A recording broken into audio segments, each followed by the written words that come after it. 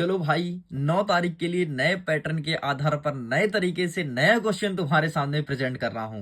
तुमको पता है, एमपी बोर्ड अपना पैटर्न चेंज कर दिया है, तो नए पैटर्न में किस प्रकार से प्रश्न पूछे जाएंगे, अब तुम इसे प्रिपेयर करो।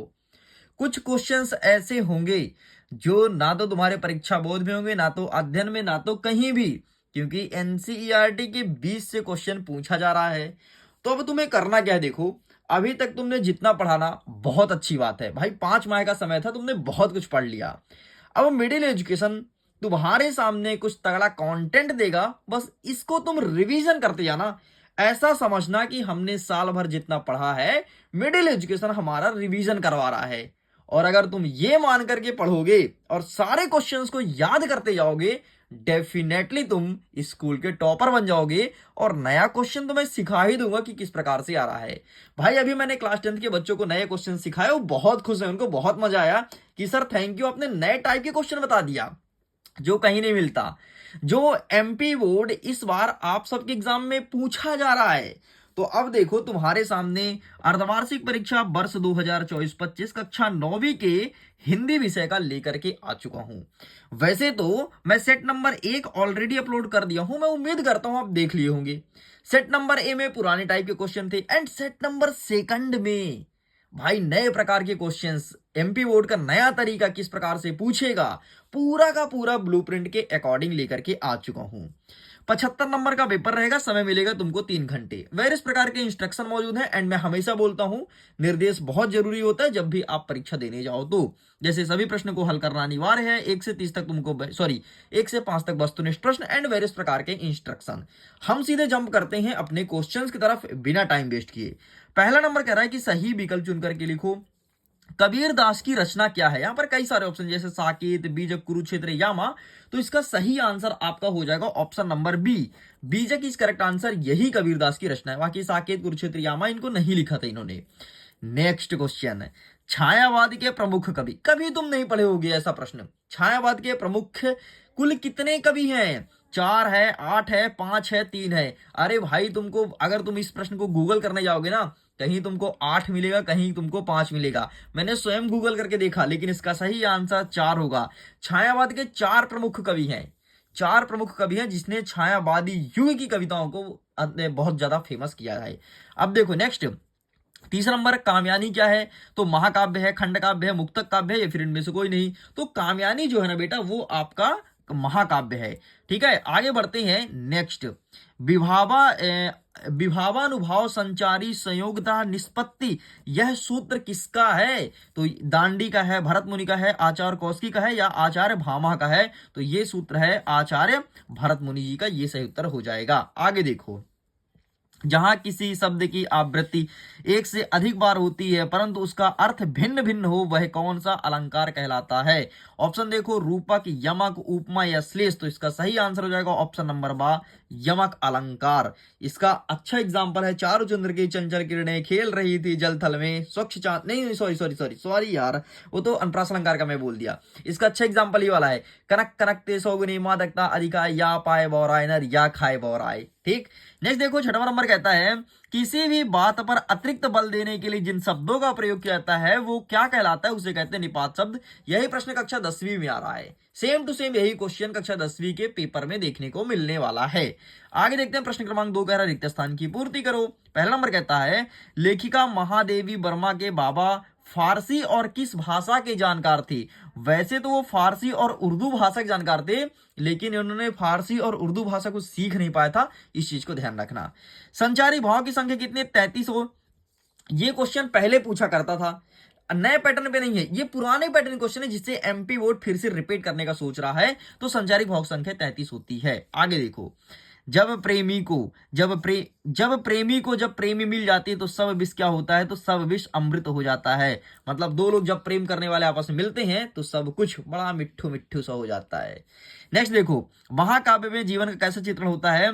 तो महाकाव्य में जीवन का समग्र चित्रण होता है, समग्र, और खंड काव्य में आंशिक चित्रण होता है। आगे देखो, 5वां नंबर कहता है, पात्रों के संवादों से प्रस्तुत रचना क्या कहलाती है? तो पात्रों से संवादित प्रस्तुत रचना को, इसका आंसर तो तुम दो भाई, कठिन स्तर का प्रश्न है, नए प्रकार से प्रश्न है, तुमको परीक्षा बोध परीक्षा दिन कहीं नहीं मिलेगा, इसलिए इसका आंसर तुम दो। रीढ़ की हड्डी एकांकी में कुल कितने पात्र हैं? देखो गजब का प्रश्न है एकांकी, एकांकी मतलब जिसमें एक अंक होता है, और पात्र पूछा है, क्या गजब है, 6 होते हैं। बड़ा कंफ्यूजन वाला प्रश्न है भाई, बहुत सारे बच्चे इसका एक बोलते हैं आंसर, लेकिन नहीं, 6 पात्र सही उत्तर है। आगे देखो, तीसरा नंबर कह रहा है सत्य सत्य लिखो। पहला नंबर कहता है लेखिका मृदुला गर्ग ने अपनी नानी को देखा था, नानी को कहां, क्या नानी को देखा है? नहीं देखा है, ठीक है। जिस कारण मन में भाव जागृत होता है, क्या उसे आलम्बन कहते हैं? नहीं, उसे उद्दीपन कहते हैं। चलिए आगे बढ़ते हैं नेक्स्ट क्वेश्चन की तरफ। आगे हमारा कह रहा है प्रश्न क्रमांक 3, कामयानी के रचयिता क्या तुलसीदास है? नहीं, कामयानी को लिखने वाले जयशंकर प्रसाद जी हैं। दंड का विलोम सजा होता है? नहीं रे, दंड और सजा दोनों सेम चीज है। नेक्स्ट, नानी के मन में देश के आजादी के प्रति जुनून था? हाँ बिल्कुल सही है। पता है तुमको, सेम प्रश्न 2022 में, सेम प्रश्न 2022 के अर्धवार्षिक परीक्षा में पूछा था, लेकिन क्या किया था, इस प्रश्न को खालिस्तान ने पूछ लिया था। सेम क्वेश्चन डिट्टो यही प्रश्न था, खालिस्तान में आया था। शंकर बाबू वीकेंड पर खड़े थे? बिल्कुल सही है। इस प्रकार से सब होता है कंप्लीट। आगे बढ़ते हैं, सही जोड़ी मिलाओ। ये प्रश्न तुम कहीं नहीं पढ़े होगे, कोई किताब में तुम नहीं देखे होगे, गारंटी के साथ कहता हूं, ठीक है। नेक्स्ट देखो, अब सही जोड़ी फटाफट मिलाते हैं। पहला नंबर कहता है वाक, ठीक है। दूसरा कहता है सब विष, तो सब विष अमृत होए, तो ये हो जाएगा, यहां से इसको मिला दो, ठीक है। आगे बढ़ते हैं, क्यों गाती है, क्यों गाती है प्रश्न पूछा है, तो कोकिला, ये हो जाएगा। ग्रामश्री, तो इसको अभी छोड़ते हैं भाई, ग्रामश्री बाद में देखेंगे। सर्वेश्वर दयाल शर्मा, तो ये बाल पत्रिका संबंधित थे। कृष्ण भक्ति मीराबाई थी, ठीक है, ये मिला दो। ग्रामश्री सुमित्रा नंदन पंत हो जाएगा। वाक आपका कश्मीरी कवित्री हो जाएगा। ले भाई पूरा कंप्लीट हो गया है, फटाफट इसका फोटो खींच लो। सारे क्वेश्चन को अच्छे से रटते जाना। अच्छा सुनो, अगर इसके पीडीएफ को डाउनलोड करना है, लिंक डिस्क्रिप्शन बॉक्स में है, जाओ जाकर के इसके पीडीएफ को जल्दी से डाउनलोड कर लो।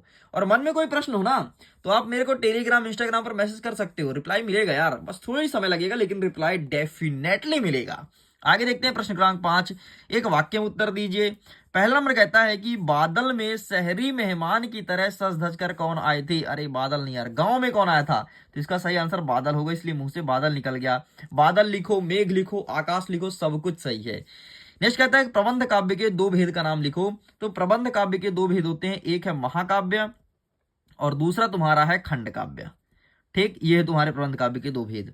नेक्स्ट कहता है रसाक्तम वाक्यम अर्थात रसयुक्त वाक्य ही काव्य है, यह किसने कहा था? तो इसे कहने वाले आचार्य विश्वनाथ जी थे।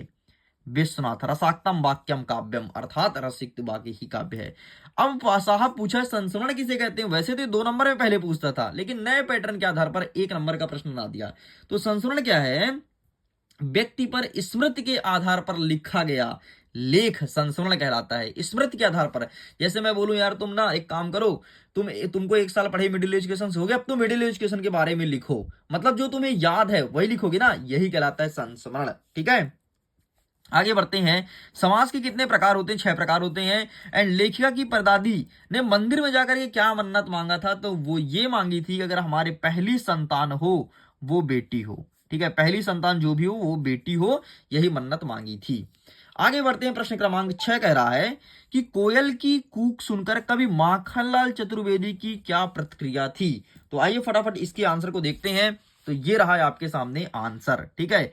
कोयल की कूक सुनकर के कवि अपने आप को असहज हो उठता है। वह सोचता है कि कोयल बंद कैदियों के लिए विशेष संदेश लाई है, उनका दुख बांटना चाहती या फिर उन्हें यातनाएं देकर के आंसू बहा रही है, इसलिए वो क्रोधित होते थे या फिर उनको दुखी महसूस होता था। आगे बढ़ते हैं, अथर्व कहता है प्रबंध काव्य के 2 भेद का नाम लिखो। तो यार प्रबंध काव्य का 2 भेद, एक है महाकाव्य, दूसरा है खंड काव्य। ये देखो यहां पर मैं बताया हूं अभी, ठीक है, वही क्वेश्चन रिपीट है, मतलब देखो कितने किस्मत वाले हो तुम, वही क्वेश्चन तुम्हारे एग्जाम में यहां से देखने को मिल रहा है। आगे बढ़ते हैं, 6वां नंबर कहता है छंद किसे कहते हैं? छंद के प्रकार का नाम लिखो। तो आइए फटाफट इसके आंसर को देख लेते हैं, छंद किसे कहते हैं, ये रहा तुम्हारे सामने, ठीक। जिस रचना में मात्राओं तथा वर्णों की संख्या निश्चित हो, गति, यति, तुक, लय आदि हो, इसे छंद कहते हैं। छंद 2 प्रकार का होता है, मात्रिक और वाणिक छंद। अथवा में देखो मानवीकरण अलंकार, भाई ये तुम नहीं पढ़े होगे, तुम पढ़े होगे अनुप्रास अलंकार, यमक अलंकार, उत्प्रेक्ष अलंकार, रूपक अलंकार, लेकिन तुम्हारे नए पैटर्न के आधार पर पूछेगा मानवीकरण अलंकार। एंड ये रहा, फोटो खींच लो और सारे क्वेश्चंस को अच्छे से दिमाग में बैठा लो। आगे बढ़ते हैं प्रश्न नंबर 8 की तरफ। कवि रसखान और माखनलाल चतुर्वेदी की कला पक्ष की विशेषता बताना है। तो इसके लिए भाई साहब मैं दूंगा पीडीएफ दूंगा, आंसर मैं नहीं दिखाऊंगा, लिंक डिस्क्रिप्शन बॉक्स में है, जाकर के तुम पीडीएफ को डाउनलोड कर सकते हो। आगे बढ़ते हैं, प्रश्न क्रमांक 9 कह रहा है, गोलंबर के पास जनसंपर्क की गाड़ी क्या ऐलान कर रही थी। पहले पढ़े होगे इस प्रश्न को, लेकिन नए पैटर्न के आधार पर यह प्रश्न देखने को मिलेगा तुम्हारे एग्जाम में, क्योंकि नए पैटर्न है ना, एमपी बोर्ड का आ रहा है। तो नए पैटर्न के आधार पर देख लो फटाफट। गोलंबर की गाड़ी कह रही थी कि भाइयों ऐसी संभावना है कि बाढ़ का पानी रात 12 बजे तक गांव में आ जाएगा, यही ऐलान कर रही थी। आगे अथवा में देखते हैं, सवैया छंद को परिभाषित कीजिए।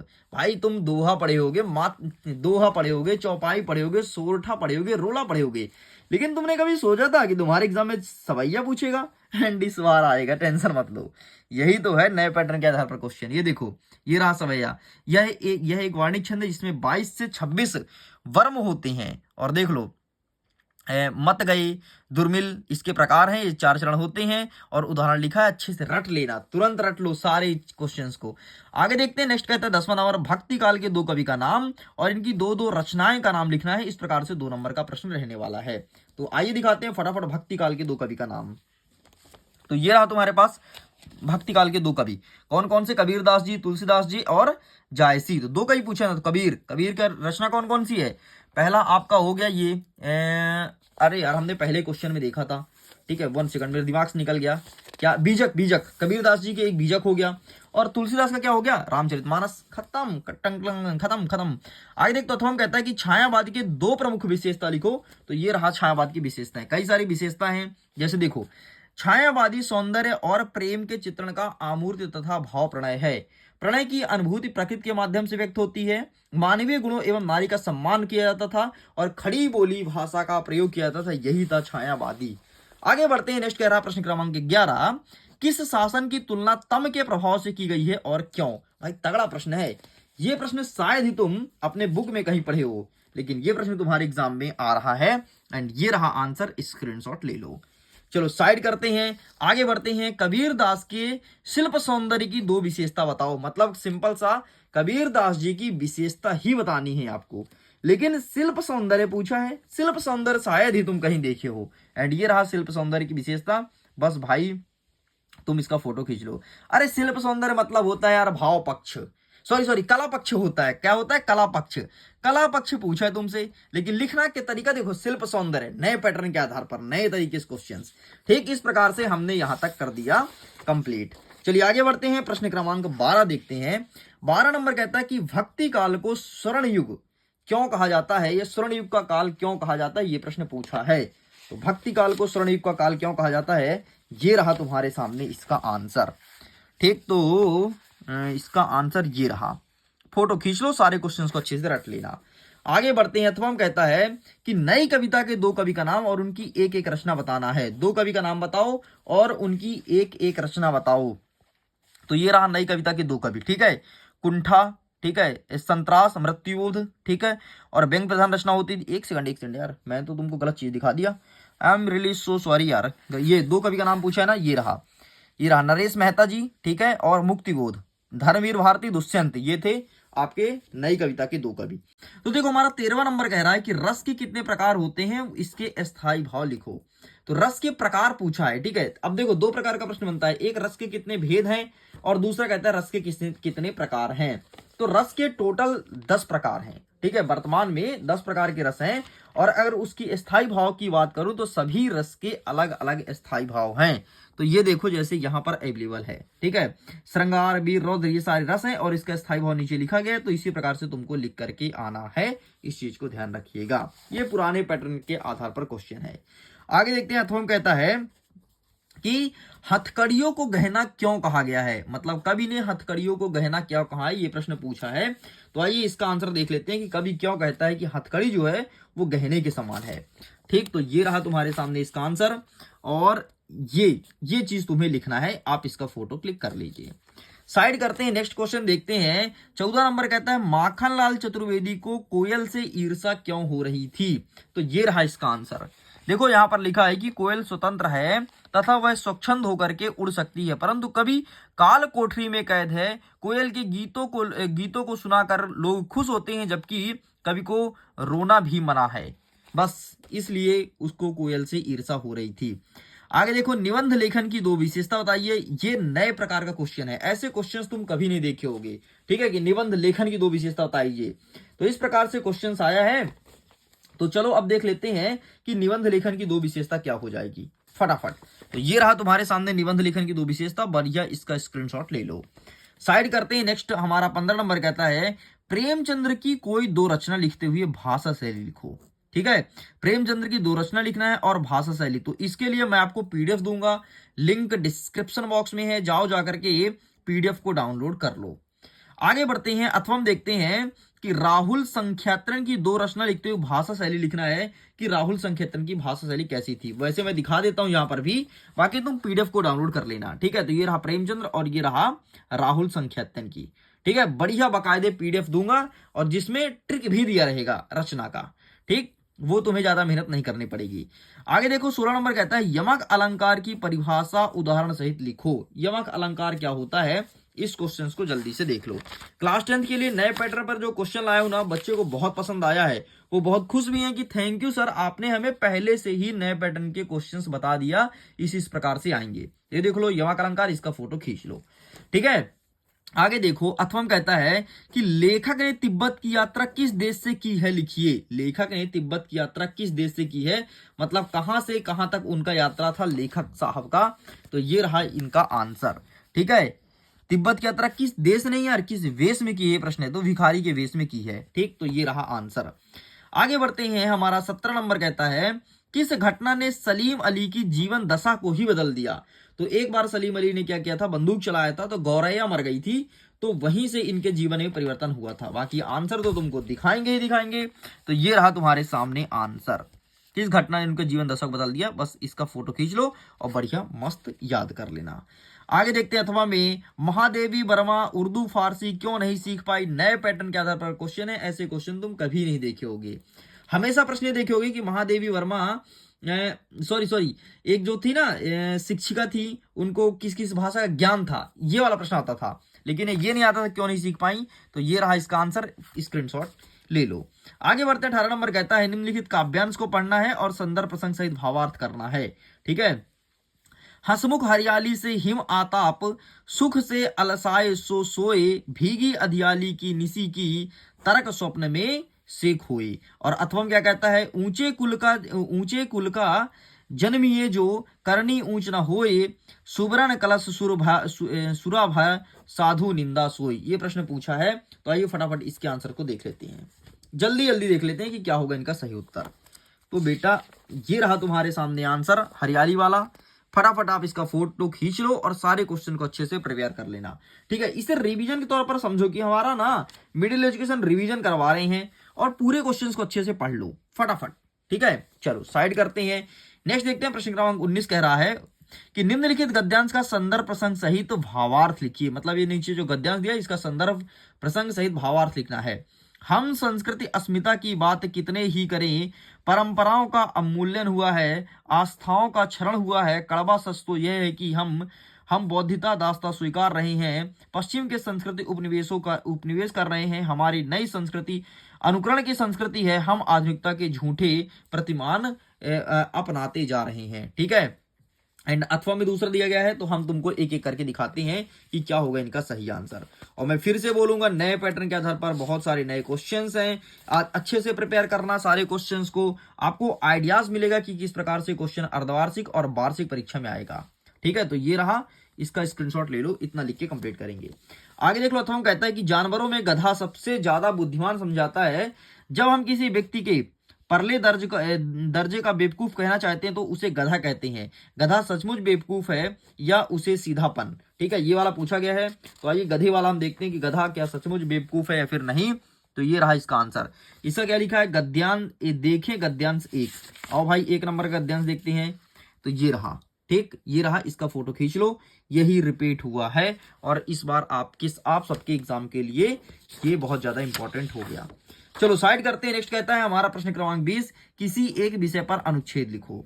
शायद मुझे अनुच्छेद ना मिले, लेकिन मैं कोशिश करूंगा कि मिल जाए। ठीक है, यातायात के नियम पर, जल है तो कल, हाँ जल है तो कल पुराने पैटर्न के आधार पर है। ठीक है, जीवन पुस्तक की उपयुक्तता नए पैटर्न है और गांव व शहर नया पैटर्न है। ठीक है, तो आओ, अगर हमारे हमें हमें जो जो मिलता है वो जल्दी जल्दी मैं तुमको दिखा देता हूं। तो ये है जल है तो कल है और यातायात। ठीक, बस ये तुम्हारा सामने दो रहा, बाकी कुछ नहीं मेरे पास। आगे देखते हैं प्रश्न क्रमांक 21 कह रहा है कि गद्यांश को पढ़ो और नीचे जो प्रश्न पूछा है उसका उत्तर दो। आओ देखते हैं भाई। पहला नंबर कह रहा है कि भारत में ध्वनि प्रदूषण को दैनिक जीवन का एक हिस्सा माना जाता है और एक बड़ी सीमा तक हमने इसके साथ खाने की अभ्यास हो चुकी है। इसलिए भारत में ध्वनि प्रदूषण के विरुद्ध सामाजिक चेतना का अभाव है। 40 डेसिबल से अधिक ध्वनि को शोर माना जाता है। ठीक है, ध्यान रखना, 40 डेसिबल से अधिक ध्वनि को। जबकि दिल्ली और कोलकाता जैसे महानगर में ध्वनि का स्तर 90 डेसिबल से भी अधिक है। उल्लेख नहीं है कि मुंबई विश्व का तीसरा सबसे अधिक शोरगुल वाला शहर है। अतः भारत में ध्वनि प्रदूषण के विरुद्ध व्यापार तथा प्रभावी कानून की महती आवश्यकता है। प्रश्न देखो, पहला नंबर कहता है ध्वनि प्रदूषण क्या है। तो ध्यान रखना, 40 डेसिबल से अधिक शोर को ध्वनि माना जाता है। ये होगा तुम्हारे पहले का उत्तर। आगे देखते हैं गद्यांश का सारांश क्या है, मतलब इसका अर्थ लिखना है अपनी भाषा में। तो जो तुमको पढ़ने के बाद समझ में आए वही उसका सारांश है। और गद्यांश का शीर्षक क्या है, तो शीर्षक है ध्वनि प्रदूषण। भाई ये तुम्हारा शीर्षक है, बस ये तुमको लिखना है। आगे बढ़ते हैं। अथवा कहता है कि दो जल बाद नाव में घर में बढ़े दाम, दोनों हाथ उलझिए यही साइनो काम। ठीक है, तो प्रश्न कहता है कि नाव में पानी बढ़ने का क्या करना चाहिए। ठीक है, तो उलझना चाहिए, उलझना चाहिए, उलझना मतलब बाहर करना चाहिए, तो उलझना चाहिए। नेक्स्ट, घर की संपत्ति बढ़ने पर क्या बुद्धिमानी है, तो संयम रखना चाहिए। ठीक है, घर में संपत्ति बढ़े तो उसका संयम रखो, तो संयम रखना चाहिए। भाई नए पैटर्न के आधार पर क्वेश्चन है। भावार्थ स्पष्ट करो, तो इसका शब्द लिख, अपने शब्दों में लिख देना, जो तुमको पढ़ने के बाद समझ में आए वही तुमको लिखना है। आगे देखते हैं 22वां नंबर, शाला त्याग प्रमाण पत्र हेतु अपने विद्यालय के प्रिंसिपल साहब को एक आवेदन पत्र लिखना है। अथवा कहता है कि परीक्षा परिणाम को जानकारी देते हुए मित्र को बधाई पत्र लिखिए। और ये क्वेश्चंस पुराने पैटर्न के आधार पर है, एमपी बोर्ड का पसंदीदा क्वेश्चन है। ठीक है, तो देख लो, शाला त्याग प्रमाण पत्र, इसे प्रिपेयर करना। और एक क्या कहता है, परिणाम, परीक्षा परिणाम की जानकारी देते हुए, तो ये रहा तुम्हारे सामने आंसर। एंड इसका जब मैं पेज पलटता हूं तो ये रहा तुम्हारे सामने आंसर। बस इतना तुम्हें करना है। तो इस प्रकार से स्टूडेंट्स मैंने 22 तक कंप्लीट कर दिया। आगे देखता हूं 23वां नंबर। 23वां नंबर कहता है किसी एक विषय पर निबंध लिखो, वो भी 150 शब्दों में। वृक्षों का महत्व, मेरी प्रिय पुस्तक, कंप्यूटर और अनुशासन का महत्व। आइए फटाफट ये वाले क्वेश्चन हम आपको दिखा देते हैं। तो ये रहा तुम्हारे सामने। ठीक है, वृक्षों का महत्व, इसका फोटो खींच लो। लीजिए, इस प्रकार से मैं सब कुछ कंप्लीट कर दिया हूं। वीडियो पसंद आए तो वीडियो को लाइक करिए, दोस्तों के साथ शेयर कीजिए। पीडीएफ को डाउनलोड करना है, लिंक डिस्क्रिप्शन बॉक्स में दिया गया है। तो नए पैटर्न के आधार पर जो जो क्वेश्चंस पूछे जाएंगे वो सब कुछ कंप्लीट कर दिया हूं। मैं उम्मीद करता हूं आपको एक एक चीज अच्छे से समझ आया होगा। वीडियो पसंद आया हो तो लाइक करिए, दोस्तों के साथ शेयर कीजिए। मैं करता हूं वीडियो को एंड। एग्जाम के लिए all the best, bye bye.